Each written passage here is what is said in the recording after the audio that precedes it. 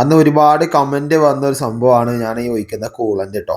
ഒരുപാട് പേര് പറഞ്ഞു ഈ കൂളൻ്റ് വണ്ടിയിൽ ഒഴിക്കുന്ന കൂളൻ്റ് ഒരിക്കലും ഇതിൽ ഒഴിക്കാൻ പാടില്ല. ശരിക്കും വണ്ടിയിൽ ഒഴിക്കുന്ന കൂളൻ്റ് അല്ല ഇത്. ഇത് ഒരുപാട് പേര് വിചാരിച്ചിരിക്കുന്നത് വണ്ടിയിൽ ഒഴിക്കുന്ന കൂളൻ്റ്. വണ്ടിയിൽ ഒഴിക്കുന്ന കൂളൻ്റ് ഒരിക്കലും നിങ്ങൾ മോട്ടറിൽ ഒഴിക്കരുത്. ഇത് മോട്ടറിനായിട്ട് കമ്പനി ഇറക്കിയ കൂളൻ്റാണ്. അതുകൊണ്ടാണ് ഞാൻ അന്ന് ആ വീഡിയോയിൽ പറയാൻ വിട്ടുപോയതാണ്. അതുകൊണ്ട് നമുക്ക് യാതൊരു ബുദ്ധിമുട്ടില്ല. കമ്പനി വ്യക്തമായിട്ട് അതിൽ എഴുതിയിട്ടുണ്ട്.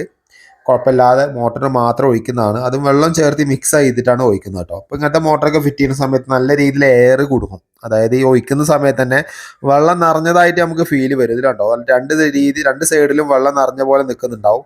ജസ്റ്റ് ഒന്ന് ഇളക്കി വയ്ക്കുമ്പോഴത്തേന് ആ വെള്ളം അവിടെ ഒഴിവായി പോയി. കാരണം അതാണ് അവിടെ എയർ ബബിൾസായി നിൽക്കുക കേട്ടോ. അപ്പോൾ ശ്രദ്ധിക്കേണ്ടതാണ്. അതിൽ വ്യക്തമായിട്ട് ആ ബോർഡിൽ തന്നെ എഴുതിയിട്ടുണ്ട് എയർ കളയാൻ വേണ്ടിയിട്ട് വ്യക്തമായിട്ട് അതിൽ എഴുതിയിട്ടുണ്ട്.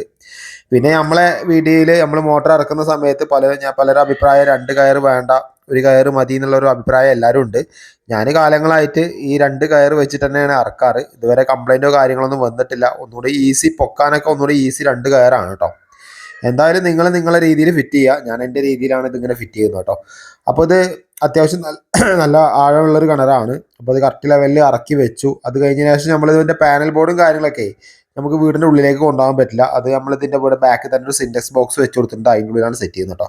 അപ്പോൾ എന്തായാലും വീഡിയോ സപ്പോർട്ട് ചെയ്യാം.